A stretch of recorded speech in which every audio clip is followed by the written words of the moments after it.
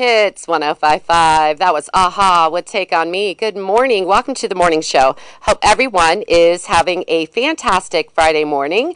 In the studio with me right now, kicking off the first show that we're going to have every Friday around this time, 8:15. I have Scott Barr, the director of the Miami and Shelby County Habitat for Humanity. Good morning, Scott Barr. Good morning. It's awesome to be back in the studio. And, before I start, I just want to say thank you. I want to say, thank you to you and Michelle and the 11 years that you allowed for the Living United show and for allowing that to continue with Carla as the new director, and that the impact that you have in allowing the message to be shared throughout the community is great. It's impactful, and it is appreciated. And it is hard to believe I'm back in the studio, and it is about week 15 that I have been in the new role as the director for Habitat for Humanity of Miami and Shelby counties. And so, in today's segment, I wanted to talk a little bit about what we've accomplished so far. We can go to a music break and come back and then talk a little bit more about the affiliate, how to be involved, a little bit about our restore. And so, since I've been down there, we've been blessed to add 4 new dedicated board members, some that folks will definitely recognize. We've added Mike Lockard, Chad Hollinger, Mickey Hammer, and Pastor Jessica Zawalik. Mike from Lockard Incorporated, Chad's our fire chief here in Sydney, Mickey Hammer retired as the site lead at Cargill, and Jessica is an outreach pastor for the Valley at their Troy campus. And so 4 great additions. We've added 2 staff members. We had to replace an outgoing marketing and volunteer coordinator. And so we have Maureen O'Keefe in that role. And we also have added the first construction manager for the organization in the history, and something that we believe is going to allow us the ability to have consistency and bandwidth with programming while we're utilizing and partnering with our volunteers, something that we believe is going to be critical into the growth. And as I talk a little bit in the second part of the segment of why we're seeing that outreach and why we believe that impact is going to be critical. In November, we completed our most recent home here in Sydney, Ohio for Bridget Lawson. It was dedicated in early December. The last 5 builds have been in Shelby County, 4 in Sydney and 1 in Jackson Center. We have reason to believe with an acquisition of land in October at an auction with 4 parcels that our next build will be down in Miami County based on our land acquisition strategy.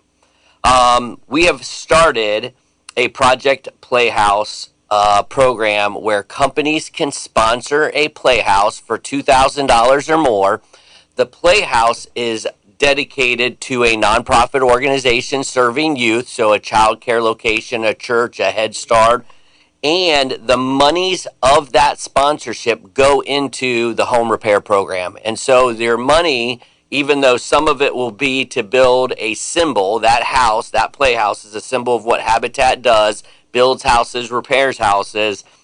What we're doing is generating a stream of revenue towards our home repair program. And so in just a month and a half, we already have 5 companies that have sponsored playhouses. Our goal is to have 24 this year. So we are looking for companies that can, 1, sponsor, 2, come on site to our activity center. You can be a part of the building of that playhouse as a team building opportunity as well. We purchased our first van for the organization with our interior shelving so that we can have a mobile workshop while our home repair program is up and running. And so, again, we have accomplished a lot in 14 weeks. And when we come back from our radio or from our music, our song, I want to speak a little bit to the home repair program, a little bit about our affiliate and the restore and how to get involved, because we're always looking for volunteers. Yeah, because that was going to be one of my questions. And since you're going to be, this is the 8 o'clock hour, I'm actually, when we do the music break, every week you can pick an 80s song. I will let you have the reins on that. But the song that I picked, this was the one that I picked. So, actually, someone from my Facebook picked it.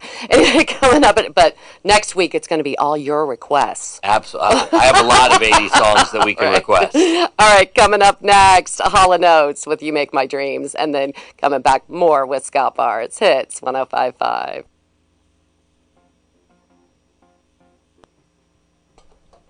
Hits 1055. That was Hall and Oates with You Make My Dreams. Good morning. Welcome to the morning show. Hope everyone is having a fantastic Friday morning.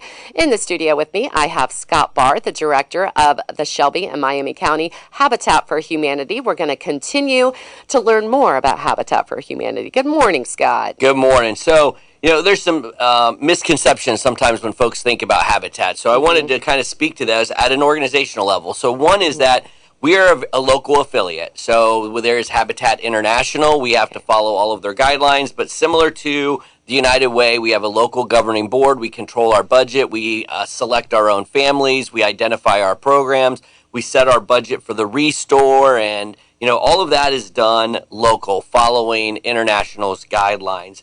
That when a family is selected for a house and they go through that criteria, which in future shows will specifically speak to, what does a family have to do to be qualified for a home, or what do they have to do to be qualified for a home repair, and we'll speak to that. But there's this misconception that a house is given to a family, that, hey, you go through this process and here's this house. And actually, we are a bank. We hold 31 mortgages currently.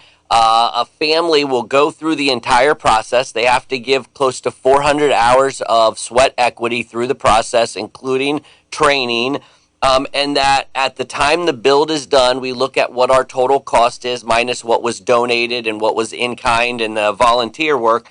And a mortgage at 0% interest for either 20 or 25 years with the ability to exception it up to 30 is established, and that we're reporting that on the credit bureau. So we're working with an individual that's never owned a home, that maybe is in that income qualification that's a little bit challenging to get approved, and we're working with them to become a first-time home buyer, make the monthly payments to us, and again, we'll specifically speak to that criteria because I think people are going to not realize how in-depth some of that criteria is and the amount of work that a family has to do through the process to become, a partner family so that they can have a home. But number one, it is not a gift. It is not a free home, that they are making a monthly mortgage payment and they're establishing credit, and that we are the mortgage holder.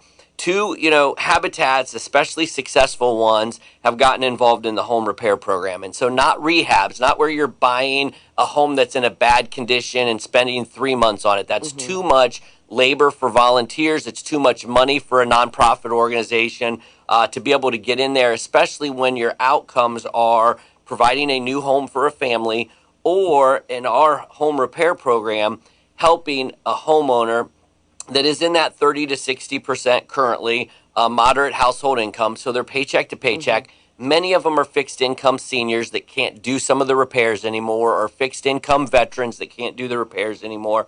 And so we'll get those requests, and we'll get things like, can you make the bathtub now a shower so it's accommodable? We're having problems with the porch, or we need rails, or we need a handicap ramp. And so one of the things I wanted to do coming down there is really launch this program. That it's something that's been there, but we had done one in 23 months, and our goal was to get 15 to 20 done this year. We're going to be starting our second one next week already. We've already completed one in 24, and that that's where we can grow impact. That's where we can serve more families in both counties and serve a population that people really want to rally behind, that we're stabilizing a home, we're working with a fixed income, senior or a veteran, and we're allowing them to stay in their home longer. And that when they are in a position to leave the home, whatever those circumstances are, that the home is in a better stable position for the next home buyer that goes into that home. So really excited about launching the home repair program. That's why we hired the construction manager, that he's managing that process. We're coordinating the volunteers. And I think this is what's really unique is that, when you're supporting Habitat, that money is going towards the materials. You're helping cover the countertops or the cabinets or the flooring or the drywall or the lumber if we're doing a deck or a rail or a ramp. We're covering the cost of the construction manager, and all of our volunteers are providing their labor. And so, that is something that is very unique, because then the cost of the project is significantly lower, and we're able to get more impact throughout the year. And again, it's a great model, and it's a great thing to get behind, knowing that housing is a top 2, 3 issue in many communities. It's put on the number 1 issue. And so if we can be a small part of helping some of these houses and helping these folks, we want to be able to do that and be more active in the community. And so, let's talk about Restore real quick. Our Restore in Troy is amazing. It's 13,000 square feet. Folks can go ahead and donate, and we'll talk about shopping in a second. But even up here in Shelby County, we have a box truck, and we come up to Shelby County every single week. And so if you can't get a table, you can't get a dining room set, you want to donate a dresser, and you don't want a stranger through Marketplace showing up at your house, especially if you're a senior and you want to be... You can get a background checked driver from Habitat for Humanity to show up with a second employee, and we will take that from your garage, outside, deck. We will take it away. It'll go down to our store. We spray furniture if it has upholstery twice. We do not take mattresses, but we'll take couches and chairs. And, if you're a construction company and you're doing a remodel, and if you remove the cabinets and countertops carefully, we'll drop a trailer at your site, and we'll come and pick the trailer up when you're done with all of that, and it'll go into our Restore. We're keeping things away from the landfill. We're allowing families that's a better addition to their home, that couch, that dining room table, that dresser. And the monies that are going into that Restore as a sale, because the Restore is open to everybody. I'll talk about that in a second. But that money then goes back into programming. That's what goes back into the Restore. And so when you're thinking about, hey, I have this chair, do I want to sell it for $125 on Marketplace? If that makes it into our Restore and it gets sold down there, we'll clean it, we'll spray it, it'll go back into the community, and that sale, whatever we get for it, goes to programming. So it's a donation that goes back into the community. So I think there's a lot of folks that don't know that, one, we come up to Shelby County because it's our service area, that we'll take lighting fixtures, we will take cabinets, we'll take countertops, we'll take toilets, we'll take, anything in home goods. We're not a thrift store, so no clothing, none of the knick-knack stuff. But you will find all kinds of neat things that get donated. We have collectors that come in. That Restore, there's a stigma of, well, I have to be a certain income, or maybe I have to be a Habitat. No, a Restore is just like a Home Depot or a Lowe's. It is open to everybody. So whether you're a landlord and you're looking for a light fixture to replace in your apartment, whether you're a family and you're looking to upgrade a sectional, or you need a dining room, maybe you have a kid that's going to college next year and they've already got 2 years into the dorms, and the next year they have to go out in an apartment. What better place to get used furniture at a lower cost, knowing the wear and tear that's going to have in the next 2 years? And you can walk around and look at all the tables and all the chairs and all the dressers and all the desks that are in there. And so we have an opportunity, especially in Shelby County, to better educate folks that just 20 minutes down the interstate in Troy is a 13,000 square foot Restore that is available to anybody of all walks of life, seniors, families, individuals, contractors, landlords. Anybody can go in there and see, and you never know. Every day is a different item that gets donated. We highlight some of those on our Facebook page, and that's where you would go out and see the images of what's in the Restore. If you wanted to learn more about Habitat, you would go to hfhmco.org. That's HFH, Habitat for Humanity, MCO. That's the old Miami County, Ohio, before we were a 2-county organization, .org. If you wanted to call the Restore and say, hey, I have something I'd like you to come and pick up, our Restore is 937-703-9683. 937-703-9683. That Restore is open for calls to schedule Tuesday through Friday from 10 to 6. The store is open Wednesdays through Friday, 10 to 6, and Saturdays from 10 to 4. And so we have an individual that will take that call and coordinate your pickup. They'll ask you what you have so they have an idea, and you'll have a great box truck with a lift on the back. Come and get it. And again, we'll talk at a previous show of the amazing things we have and some of the things that we don't pick up. Lastly, I just want to talk about volunteers. Every organization uses volunteers. Some people think, oh my gosh, I need to be able to use a drill gun. maybe a saw. How can I be involved in habitat? We can be involved a lot of different ways. Our restore uses volunteers every day, helping process the donated items that come in. Some tinker with some of the items to make sure the lighting is working and fixes it before it hits the floor. Stocking the shelves, helping the customers. So we definitely can use volunteers in our restore if you want nothing to do with touching, a piece of equipment like a saw or a hammer or a nail gun or any of that. When it comes to our playhouses, we're building those in our activity center. And so if you're retired and you're flexible and you want to come down for a morning, on Mondays and Wednesday mornings, we're working on playhouses. And you can just tinker away in the workshop and help build a playhouse and know that it's going into a nonprofit center and it was funded by a company so that we can do more impact. So you're a part of the mission in driving that impact.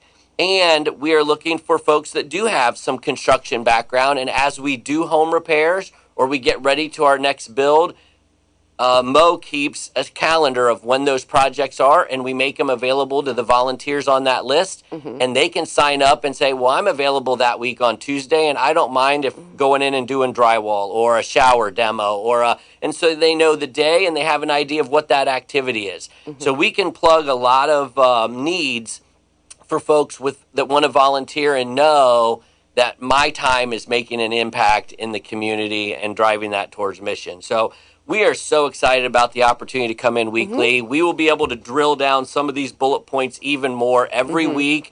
We'll always talk about the restore every week and what's come in and if there's specials and how to schedule pickups.